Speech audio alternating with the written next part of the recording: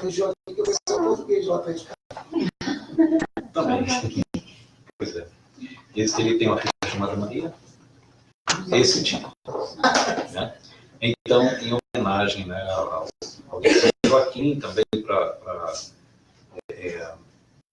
para sincronizar com os feriados, né, da Igreja Católica, passaram a comemorar no segundo domingo de agosto, o Dia dos Pais. E foi aproximadamente em 16 de agosto, mas depois fixaram no domingo, que a gente sabe, né, um feriadozinho no domingo atrapalha menos o produzir da nação, né, e dá mais oportunidade para as pessoas gastarem nas lojas. Aqui nos Estados Unidos, começou em 1910 com essa moça, Sonora Lewis Dodd. Ela é filha de William Jackson Smart, que é um veterano da Guerra Civil. Né? Isso foi na passagem do século XIX para o século XX. Né? E interessante é que ele, né, o pai dela, ela foi a primeira filha do segundo casamento. No primeiro casamento, ele já tinha tido 8 filhos e a esposa faleceu. Quando a esposa desencarnou, ele mais tarde se casa, né, e a Sonora foi a primeira filha desse novo casamento. E depois outros 5 filhos, mais 5 crianças. Então ele criou depois, sozinho, 14 filhos. E essa moça resolveu fazer uma homenagem a ele, ao pai, ainda em vida, né, esse herói de criar 14 filhos. E começou local, né, em sua própria igreja, lá na cidade de Spokane, no estado de Washington, na costa oeste. E por alguns anos, a comemoração era só local mesmo, né, mas foi se alastrando pelo país, outros estados começaram também a adotar, e em 1966 passou a ser no terceiro domingo de junho. E, finalmente, em 1972, o presidente Nixon oficializou o feriado. Esse fim de semana, esse domingo de junho, né, é o Father's Day aqui nos Estados Unidos. Então, essa é a nossa história, assim, para a gente celebrar o Dia dos Pais. Né? Mas o Dia dos Pais deveria ser chamado Dia do Filho Ingrato também, né? Porque a gente celebrar pai um dia só, né? A mesma coisa Dia das Mães, é Dia do Filho Ingrato, porque pai e mãe a gente tem que celebrar todo dia. Né? O fato de nós estarmos aqui, numa nova encarnação, né, é algo que celebrar todos os dias. E ninguém volta ao planeta a não ser através de 2 pessoas para abrir a porta do plano material. Né? Um homem tem que doar uma célula, uma mulher tem que doar uma célula, para essas 2 células se juntarem e se transformarem num ser e começar uma nova vida. E a meta principal da presença nossa no planeta, de volta ao planeta, qual que é? Qual é o objetivo maior da vida do indivíduo no planeta? Livro dos Espíritos.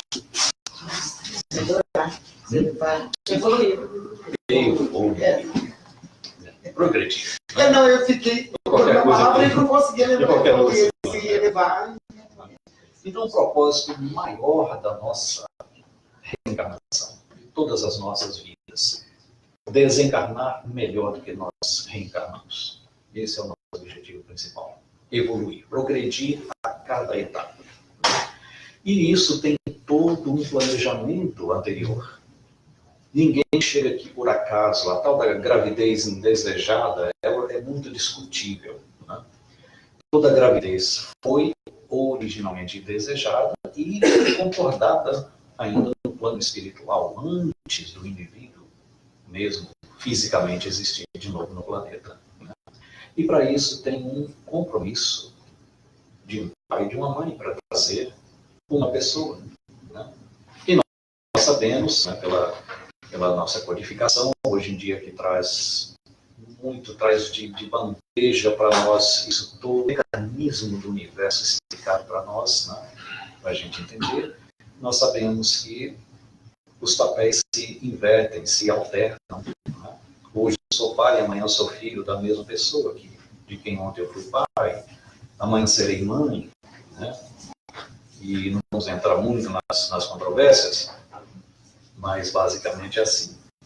Então, originalmente, né, desde as civilizações mais antigas, o que predominava era o sistema patriarcal, onde o pai, né, era o chefe da família, a figura forte, o que trabalhava, o que sustentava, e a mãe ficava em casa para criar e educar os 20, 25 filhos. Depois foi diminuindo um pouquinho, né? Passou uns 10 tal. Eu sou de uma família de 8. Eu sou o quarto de uma família de 8. Né? E nem sou tão velho assim, tão antigo assim. Né? E temos conhecidos nossos, garanto que alguém aqui deve conhecer alguém que tem mais de 10 ou mais crianças. Né? É raro por aqui, mas no Brasil ainda são famílias mais antigas, né? Tem numerosos filhos. Então esse é o sistema patriarcal, onde o pai representava o pilar forte da construção familiar. E a mãe, é claro, o papel importante. Né? Naquela época o pai era o chefe. Né? Aí eu me lembro de uma plaquinha que está escrito na cozinha da minha filha, Daddy is the boss. Right, mom? Então tem uma plaquinha escrito lá, porque a autoridade, né, hoje na vida moderna, é mais bem dividida, mais bem equilibrada. Né? Mas a figura do pai prevalece ainda, né, culturalmente, dessa forma entre nós. Você tem um sistema mais patriarcal. Né? E com muita honra aquelas mães que são mãe e pai ao mesmo tempo. E mais ainda também aos pais que às vezes são pai e mãe ao mesmo tempo. Né? Então, o nosso pai aqui no planeta é o nosso co-criador. Quando pequenininhos, né, que a nossa memória pregressa se apaga completamente pelo evento da reencarnação, né, o reajustamento do perispírito ao novo corpo, nós, deixando toda a lembrança atrás, é como se pegássemos um computador com um disco, um hard drive limpinho para começarmos a carregar novas informações. Uma nova encarnação, um novo cérebro fresquinho, sem esse problema de memória, de lembrar o mesmo número de telefone que a gente tem hoje, né? Mas tudo novinho, começando tudo de novo. Então, o nosso pai é o nosso herói, é o nosso criador. Né? Então, o nosso pai é a figura mais importante. A nossa mãe é a figura fundamental na nossa vida. Mas, como pais e mães, somos co-criadores. Temos essa noção, né? E não temos dúvida. Né? E a não ser que nós completamente desconsideremos as ciências, nós vamos continuar achando que a vida começa no encontro do pai com a mãe, e dali se forma uma nova criatura. Essa criatura está vivendo agora pela primeira vez, começa a existir nesse momento. Né? Então, esse é o conceito, inclusive, de algumas correntes de pensamento que refutam o evento, a lei natural da reencarnação, né? Que é mais fácil acreditar que tudo começa hoje e temer a Deus. Porque, definitivamente, todo ser traz em si a noção de um ser maior, criador. Né? Mas a noção de Deus é muito vaga para uma grande parte dos 7 bilhões e tanto de pessoas encarnadas no planeta ainda. Né? A gente não entender o que é Deus. Mesmo nós espíritas, à luz da purificação, né, nós já nos limitamos na discussão do que é Deus, porque, né, é simplesmente perda de tempo ir adiante em discussões infrutíferas, porque a nossa capacidade atual, né, está muito longe ainda de compreender exatamente o que é Deus. Mas nós sabemos que Ele é o nosso Criador. E isso já facilita muita coisa. Já temos, então, a certeza, né, de que nós fomos criados anteriormente mesmo ao nosso co-criador aqui da Terra. E o nosso Pai, que é só amor e bondade, misericórdia infinita, ele estabeleceu leis perfeitas para a nossa própria criação. Se nos reportarmos em breves considerações o macrocosmo, a perfeição do universo, o bailado das estrelas, das galáxias, das nebulosas, perfeitamente, matematicamente, milimetricamente, harmonicamente, um movimento perfeito que não se altera.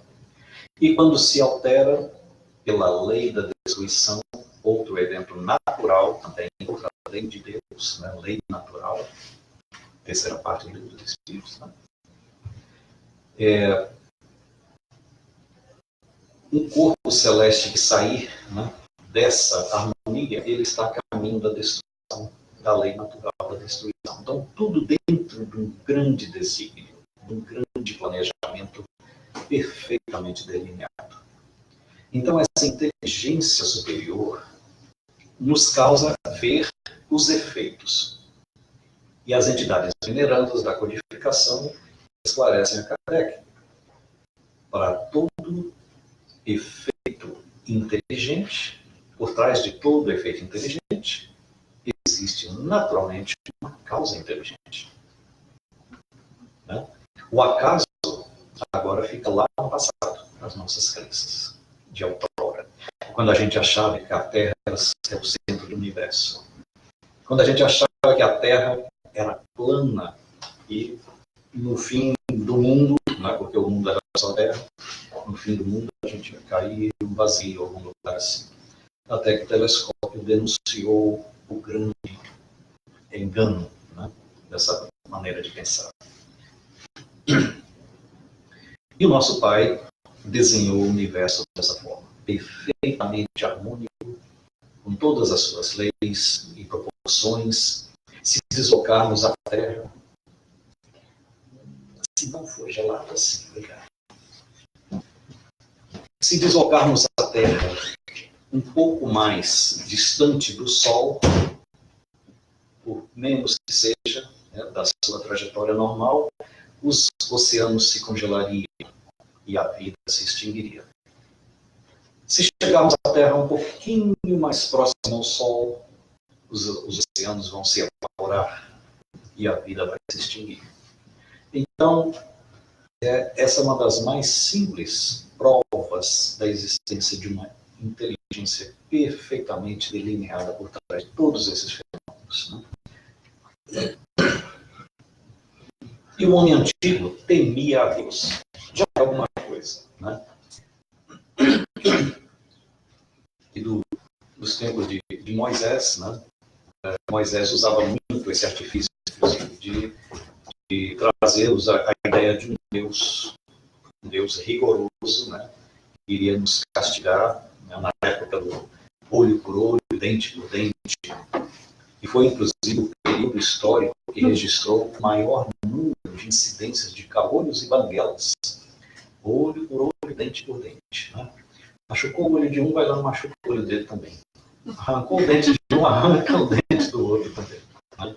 Ou seja, não conheciam ainda o perdoa as nossas dívidas, como perdoar os nossos devedores. Né? Isso vem depois. Né? Então, no macrocosmo, né, no mundo gigantesco, muito obrigado.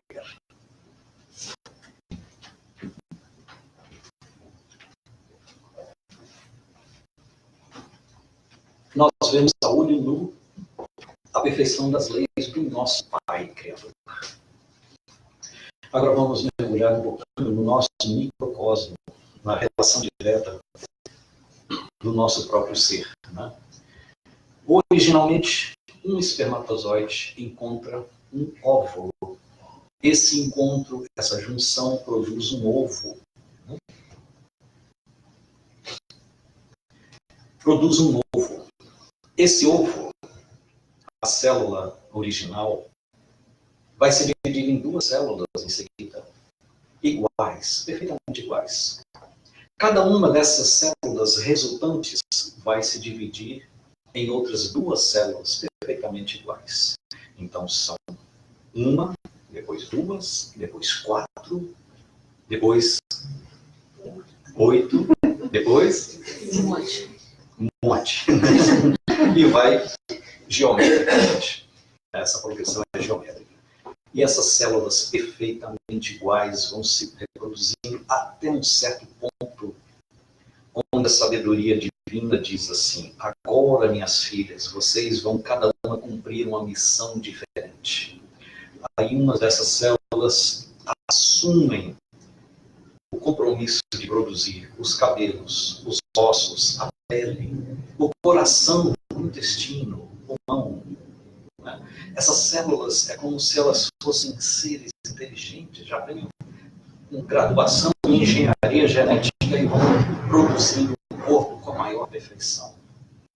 Cada célula traz em si uma universidade da natureza, de mestre, diplomas da mais alta graduação, e vão realizar esse trabalho. Então, isso já é mais uma prova de que nós estamos longe de chegar ainda ao ponto mais remoto do microcosmo, onde o nosso Pai também desenha toda a sua perfeição. Isso é só, gente, para a gente ter uma ideia de que o universo não é feito do acaso. Esse Deus que a gente tanto fala, Deus me livre, se Deus quiser, quando Deus me permitir, esse Deus existe. É um Deus que criou tudo. Né? E se tentarmos fazer desse Deus a nossa semelhança, vai limitar a nossa entendimento, o nosso entendimento do que é o nosso Pai. Então a gente é melhor ficar por aí com o conceito que Kardec recebeu dos Espíritos. O que é Deus? Primeira pergunta das 1000 e quantas? 1019? 1089? 1029? Do Livro dos Espíritos. Né? Primeira pergunta: o que é Deus? E as entidades venerandas encarregadas da codificação respondem: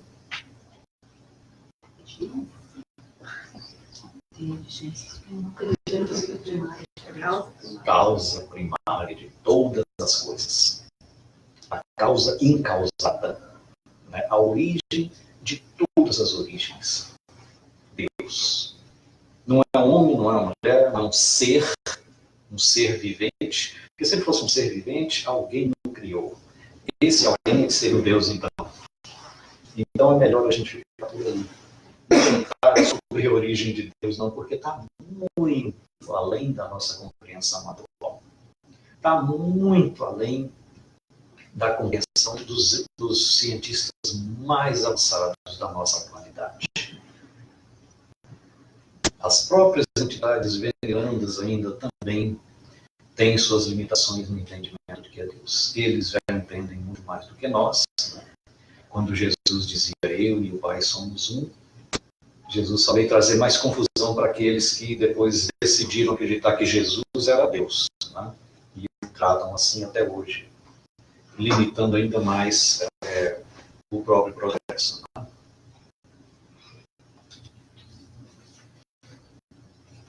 Bom, isso tudo nos traz a certeza de uma coisa também: que nós somos seres imortais. E nós não nascemos pela primeira vez na presente encarnação. E que nós não vamos parar por aqui quando nos dirigirmos para o cemitério nessa presente encarnação. Né? Então, agora a gente troca as preocupações de lugar. Aquilo que antes me levava a preocupar com relação à vida presente, hoje já dá lugar para as minhas preocupações com a vida futura. Eu vou me preocupar menos com as aquisições materiais, né, que no tempo, nas civilizações antigas, né, e uma tendência que ainda é mantida até hoje em alguns povos, em algumas pessoas bem atrasadas ainda, que dificilmente acompanham o passo da evolução. Mas a história, né, nos mostra, a história das civilizações nos mostra as nações antigas, né? A tendência era o quê? Invadir a terra do vizinho, invadir as outras nações, tomar posse de seu território, dominar seu povo e usufruir de suas riquezas, né? Sempre tentando ser a maior nação, a nação mais poderosa, né? Então a história nos registra várias dessas ocorrências e, infelizmente, até os dias de hoje ainda ocorrem alguns focos isolados, né, de tentativa de domínio sobre o nosso próximo, o nosso vizinho. Mas isso por quê? Porque não se via a vida além do túmulo. Não se via a sobrevivência, a continuidade. Depois do evento de Jesus, da vinda do nosso Mestre, as coisas mudaram muito para muitos, mas não para todos. Por isso que a gente ainda vê muita desigualdade. Mas Jesus vem nos esclarecer sobre a vida eterna, e isso traz todo o conceito de Deus. Então, Jonas de Ângeles, num livro pequenininho chamado Filho de Deus. Quem conhece esse livrinho aqui? É um livrinho tão gostoso de ler. E através da abençoada psicografia do venerando apóstolo Divaldo Franco, ela escreve, e eu vou ler o primeiro capítulo, uma página, que é a mais linda de todas, na minha opinião pessoal. Né? Eu quero ler na íntegra para que não escape nada de diferente. Então diz: Filho de Deus. Multiplicaram-se através dos tempos variados conceitos a respeito de Deus. Por mais complexos, sempre se tornaram insuficientes para expressar toda a grandeza do Criador. Somente Jesus logrou fazê-lo com perfeição, utilizando-se de uma linguagem simples, no entanto portadora de alta carga emocional e racional, chamando-o de Pai. O designativo excelente preenche todas as lacunas deixadas por outras definições e referências. Deus é o Pai Criador, o genitor divino, a causa incausada de todos os seres e de todas as coisas. És Filho de Deus, cujo amor inunda o universo e se encontra presente nas fibras mais íntimas do teu ser. Por isso, nada te deve atemorizar ou afligir demasiadamente.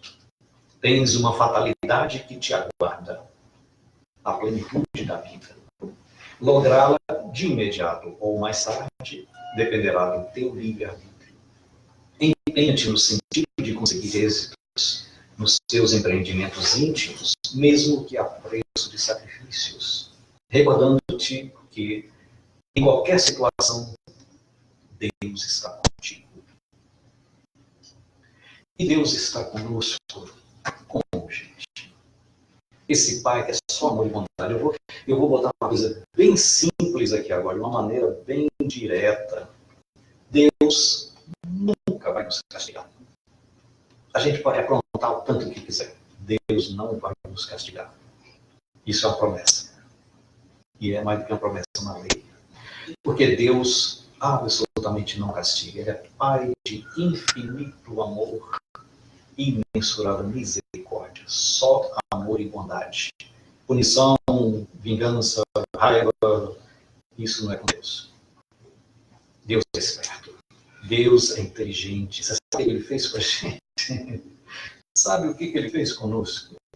Para tirar dele essa responsabilidade de nos corrigir, de nos dar a chinelada na hora necessária, de nos fazer reencarnar sem braço, sem perna, mongoloides, com doenças incuráveis.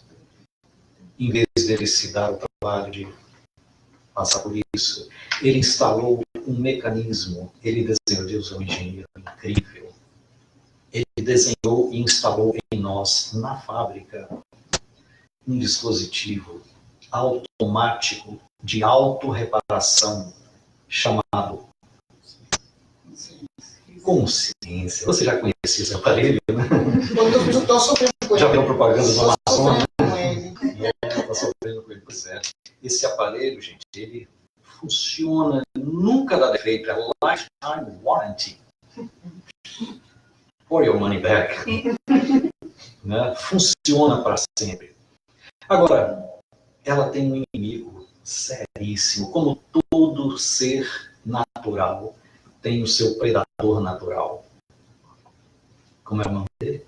Ele acabou com a piada. Nossa, o livre-arbítrio. Nós trazemos esses dois elementos dentro de nós. Conhece aquela história do índio velho lá que dizia que dentro deles existem dois cães que brigam, constantemente brigando, e alguém pergunta, e qual dos dois vence a briga? E ele responde, o que eu mais alimento. Esses dois cães são o livre-arbítrio e a consciência. O livre-arbítrio quer satisfação imediata. Ele quer fazer aquilo que eu quero.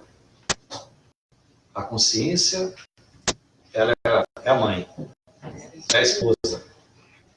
Ela está com o pé no freio ali. Não, agora não. Ou por aí não. Ou assim não. A consciência é o guia certeiro. É a lei de Deus escrita em nós. Não foi essa a resposta também das entidades venerando na codificação? Aonde está escrita a lei de Deus? Inconfundível. Que não vai dar interpretação ambígua. Na consciência está escrita a lei de Deus. Então, quando o livre-arbítrio ganha a briga, muitas vezes,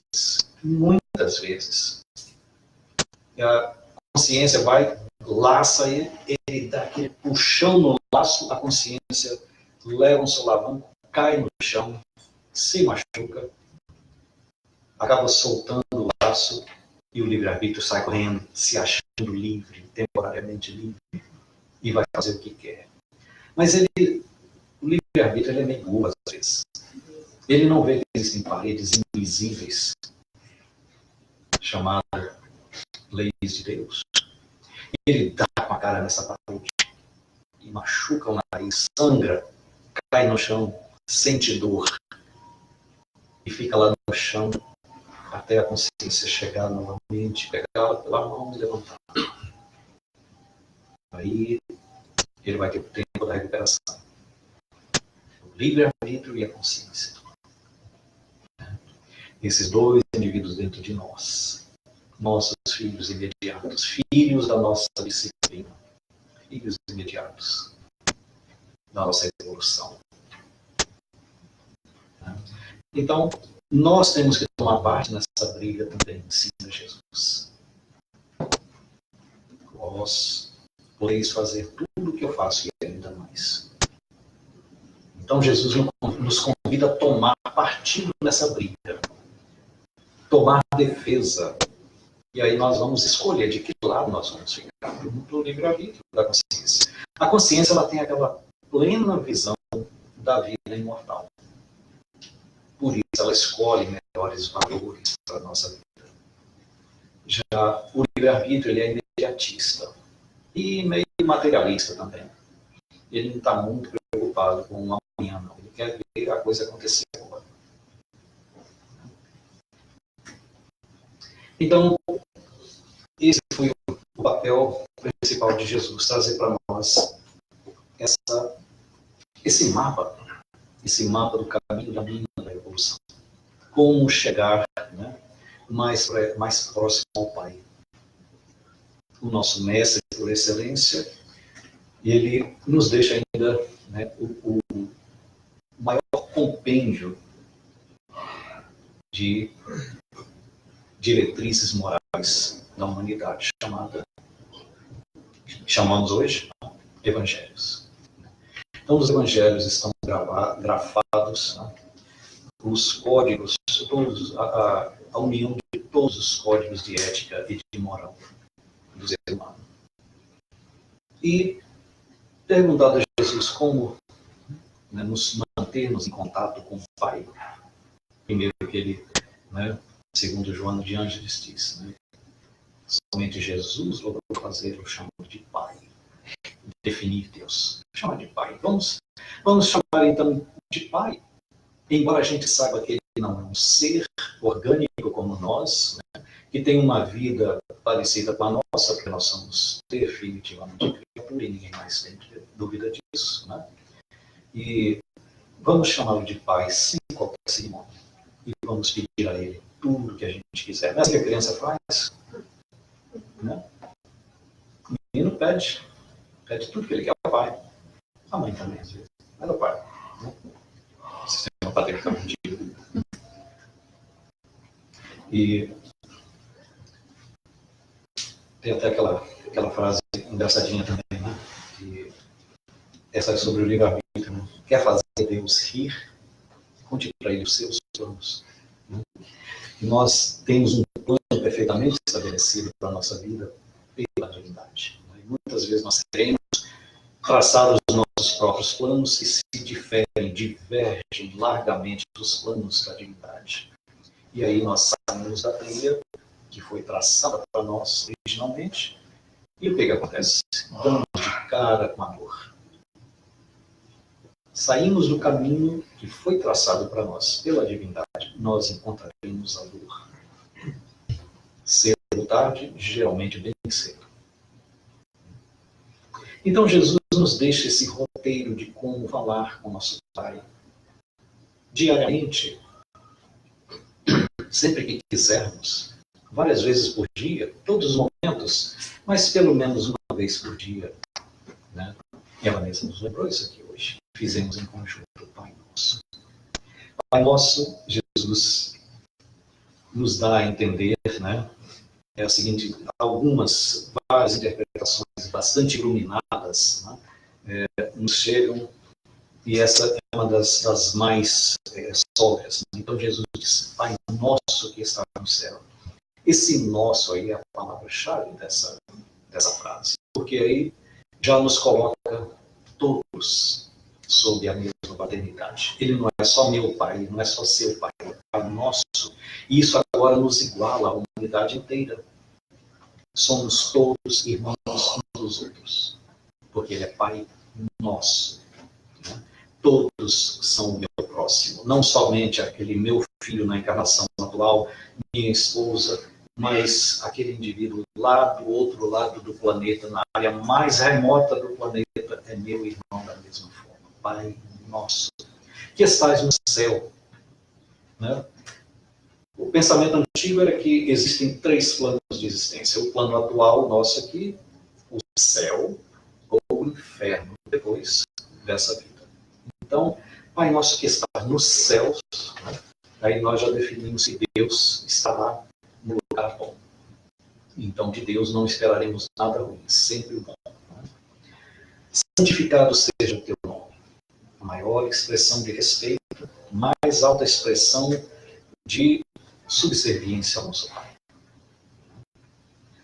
Venha o teu reino. Não é que Deus vai pegar o reino dele e jogar dentro de nós, não. Isso é que nós vamos abrir as portas do nosso coração para que o reino de Deus entre. Então venha, porque eu já estou aberto. Meu coração já está pronto para receber. Venha a nós o teu. Seja feita a tua vontade. Quer fazer Deus rico? Né? Ou seja feita a tua vontade. Não tem outro jeito. Não adianta querer fazer a minha vontade, não, porque não vai funcionar. Seja feita a tua vontade, soberana. Né? Inclusive, uma das passagens do Evangelho segundo o Espiritismo diz do homem imprevidente, né, que, ó louco, ainda esta noite sua alma será pedida. Né? Aquele homem que amontoou celeiros, né, derrubou os celeiros antigos e construiu novos, porque a produção dele seria muito maior naquele ano. Né? Se Deus quiser, a situação muda todinha de um minuto para o outro. Né? Seja feita a tua vontade na terra como no céu. Ou seja, na vida. Independente se estamos no plano da matéria ou no mundo maior. O pão nosso de cada dia nos dá hoje. O pão nosso do corpo e o alimento do espírito. O pão nosso do corpo, né, a gente sabe que a lei do trabalho nos leva a trabalhar para o nosso sustento. o homem tem que produzir da terra para comer, né? Do suor do teu rosto comerás. Né? Então, a lei do trabalho é soberana. E o alimento do espírito. Gente, o que nós estamos fazendo aqui hoje, nesse momento? Alimentando o nosso espírito. Só a doutrina espírita, só Chico Xavier, sozinho, ele, dentro da literatura espírita, é responsável por trazer mais de 400 obras. Divaldo Franco, muito mais de 200 obras. Cada obra dessa, gente, um trabalho artístico mesmo, literário, de uma equipe do outro lado da vida, trabalhando em conjunto com uma equipe do lado de cada vida, para nos trazer essas obras. Né? Então, a informação é o alimento, esse pão nosso que nós pedimos diário, o alimento da alma, a informação, o aprendizado. Né? Perdoa as nossas dívidas, e nós vamos pedir isso o tempo todo, porque quem aqui não deve? Quem aqui tem um coração puro, perguntou Jesus? Quem aqui tem credenciais para atirar, credenciais morais para atirar a primeira pedra? Então, perdoa as nossas dívidas, que temos muitas. Assim como perdoamos nossos devedores. Olha aí, gente, agora nós estamos entendendo a lei da produção, a lei de justiça. Agora nós vamos chegar para o nosso Pai de cabeça baixa mesmo, humilde, e dizer: Pai, eu quero seu perdão. Mas olha, eu sei que eu tenho que perdoar o meu irmão também. É lei. Jesus deixou isso claro, é lei. Perdão não é uma opção. É lei. Se não houver perdão, não há libertação. Verdade? André Luiz também ilustra muito isso em suas obras. E agora essa outra frase, ela foi originalmente, né, muitos séculos atrás, traduzida de maneira controversa. E não nos induz à tentação. Se nós traduzimos do inglês, né, lead us not to evil, né? Não nos induz à tentação. Mas nas versões mais modernas, nos deixes cair em tentações, pedindo força a Deus para aumentar a nossa resistência, o nosso entendimento do bem e do mal. Não nos deixe cair em tentação, porque a tentação está em nós, não está naquele vestido lindo lá na loja, na vitrine, que está me chamando, mas eu não tenho dinheiro e eu vou fazer dívida para comprar o carro do ano que eu quero trocar todo ano, né?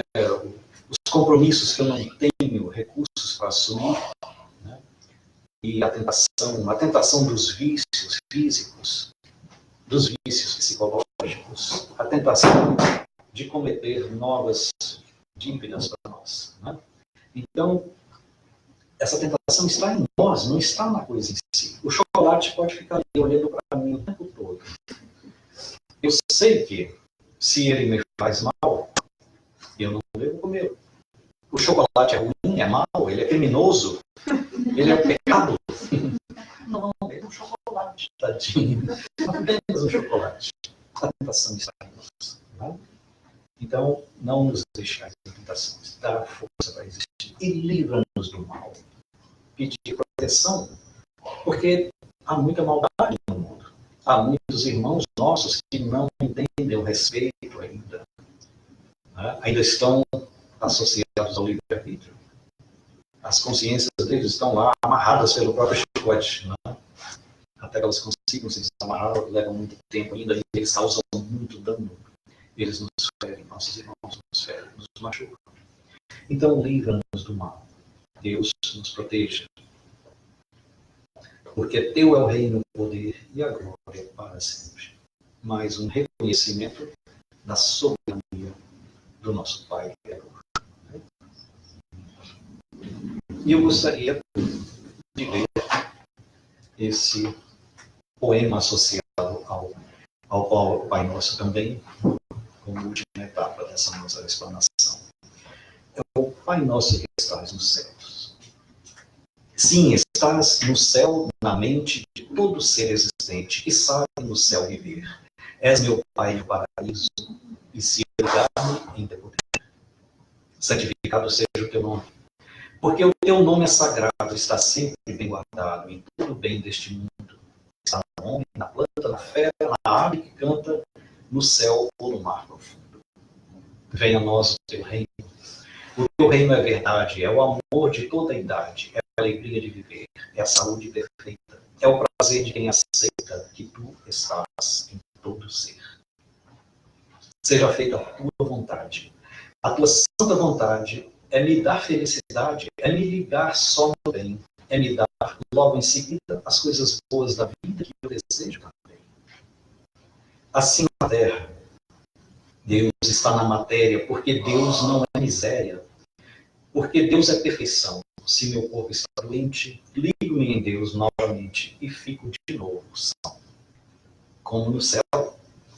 A mente é um céu eterno, ou então o próprio inferno, que no início se traz. Mas, fazendo a tua vontade, terei um céu de verdade, de harmonia, amor e paz.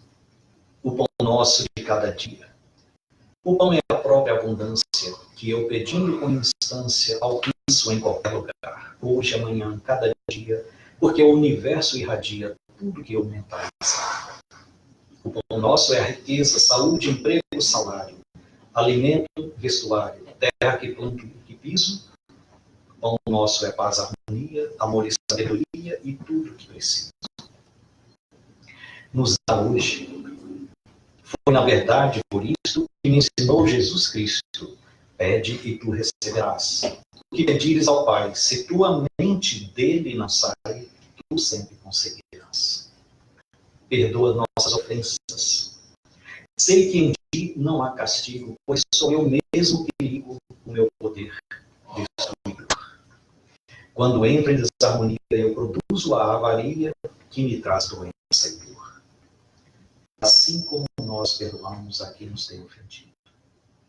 Eu entendi o sentido e sei que assim se faz. Quem perdoa como deve, tem a mente limpa e leve, tem saúde e vive em paz. Não nos deixes cair em tentação. Na tentação negativa de tudo aquilo que priva a gente de ser feliz. Só ligo meu pensamento em Deus a todo momento e Deus sempre me bendiz. Mas livra-nos do mal. O mal sou eu que o crio, quando eu me desvio da harmonia do bem. Só quero, neste momento, entender que é o pensamento que cria tudo. Amém. E agora, eu vou fazer uma pequena homenagem aos pais. E eu conheci um indivíduo fantástico um tempo atrás e fiquei fã dele na primeira. Irrevogavelmente. E hoje essa homenagem vai tê-lo como centro do evento.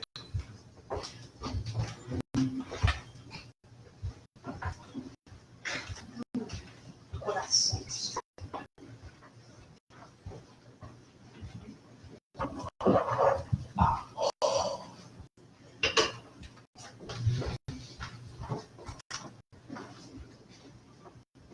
Ele vai representar todos os pais da casa, tá? Os pais e os filhos. E é homenagem também aos nossos pais que já moram do outro lado da vida, como o meu. E eu tenho certeza que alguns de vocês aqui também, né, nesse momento devem estar celebrando.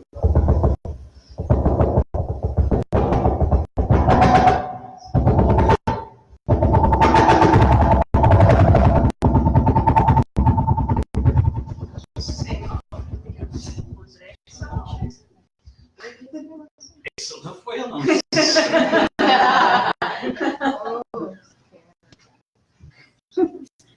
Temos um grupo ali para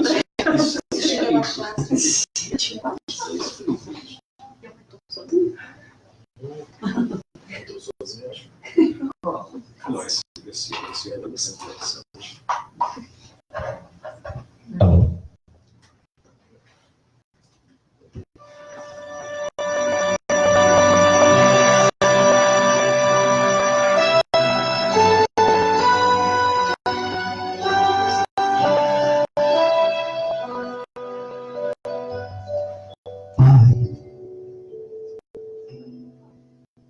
ser que daqui a algum tempo Seu Aécio. haja tempo pra gente ser mais.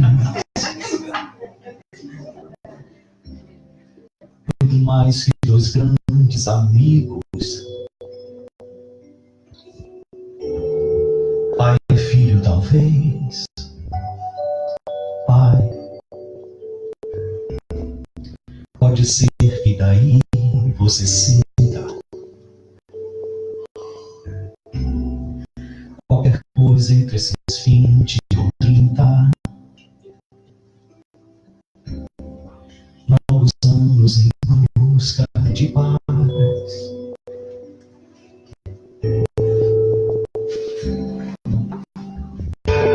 Pai,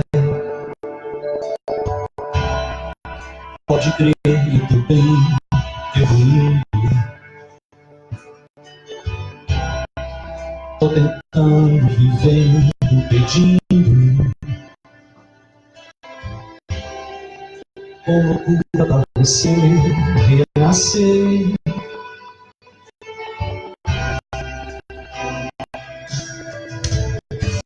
Pai, eu não faço questão de ser tudo, só não quero e não vou ficar mudo. Meu Deus.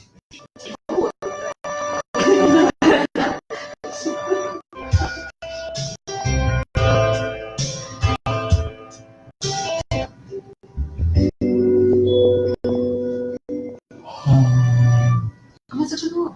Oh, meu Deus. Começa de novo. Vou começar do começo. E agora eu vou conseguir cantar assim.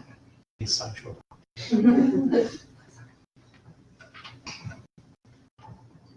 A tecnologia nos ajuda muito, mas de vez em quando leva a gente aos meados da loucura.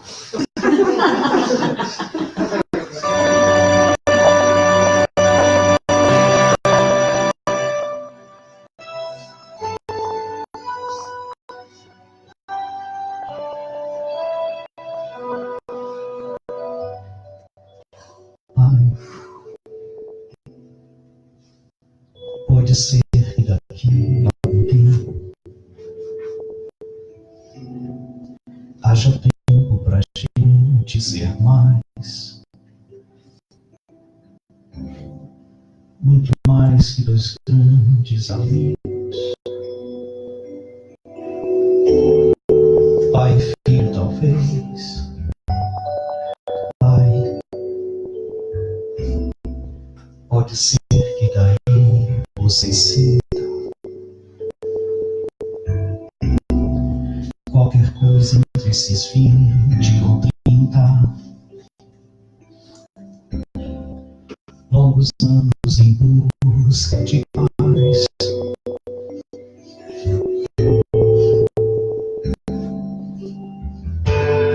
Pai, pode crer, eu também evoluindo. Tô tentando, vivendo, pedindo com loucura pra você renascer.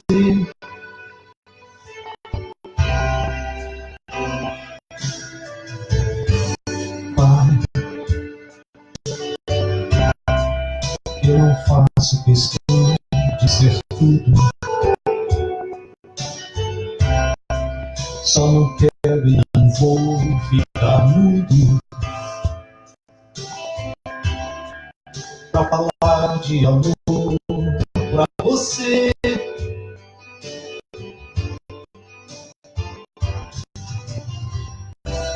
Pai, senta aqui e o jantar tá na mesa.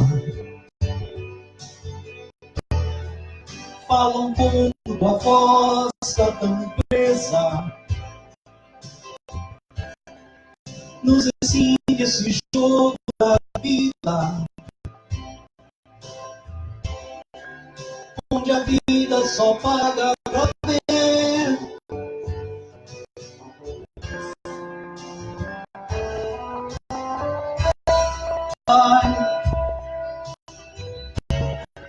Me perdoa essa insegurança. É que eu não sou mais aquela criança que um dia, morrendo de medo, nos seus braços você fez segredo. Nos seus braços você foi mais eu.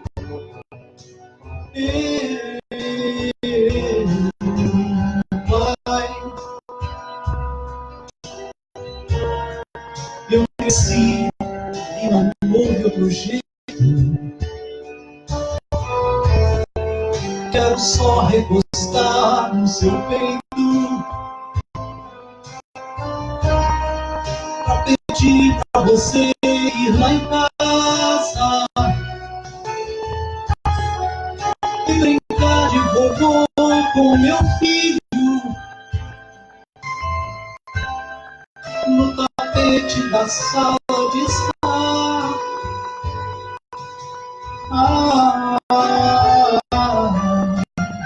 Pai, você foi meu herói, meu bandido. Hoje é mais, muito mais que um amigo. Nem você, nem ninguém está sozinho. Você faz parte desse caminho que hoje eu sigo em paz. Que Deus abençoe todos os pais aqui e no além. Muito obrigado a vocês pelo carinho, pela sua paciência, pelos ouvidos.